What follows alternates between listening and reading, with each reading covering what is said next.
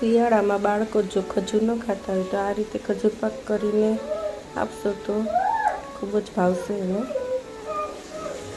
ખજૂર પાક બનાવવા માટે જે પોચો ખજૂર આવે 1 કિલો લઈ લીધો છે. સામે 250 ગ્રામ માવો લીધો છે, દૂધનો મોળો માવો. ત્યાર પછી આ ખજૂરમાંથી આપણે ઠળિયા કાઢી નાખશું.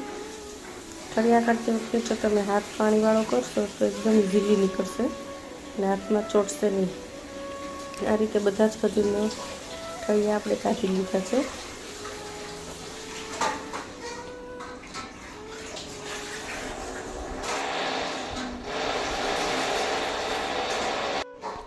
ત્યાર પછી આપણે એક પેનની અંદર ઘી લઈશું. ઘી ગરમ થાય ત્યાર પછી આપણે એની અંદર ખજૂર એડ કરી દઈશું.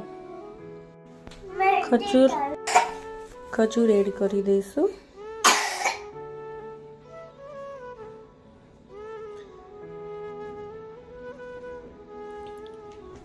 ઘી સાથે સરસ રીતે એને મિક્સ કરી દેવાનું છે અને ધીમા ગેસે એને શેકવાનો છે. શેકાઈ જશે એટલે ઘી અને ખજૂર એકદમ સરસ રીતે મિક્સ થઈ જશે અને એકદમ લીસું મિશ્રણ તૈયાર થશે. એવું થાય ત્યાં સુધી આપણે એને શેકવાનો છે. ધીમે ધીમે આ રીતે મિક્સ કરતું જવાનું છે.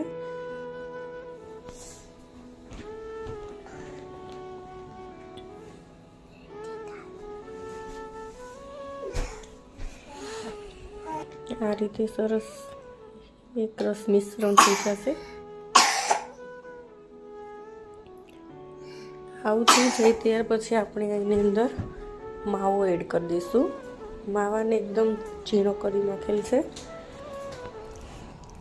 માવા સાથે એકદમ સરસ રીતે મિક્સ કરવાનું છે. ખજૂર અને માવો મિક્સ થઈ જાય ત્યાર પછી આપણે એને ગેસ પરથી ઉતારી લઈશું. હાથે અડી શકાય એટલું ઠંડુ થાય ત્યાં સુધીની એમને રહેવા દઈશું.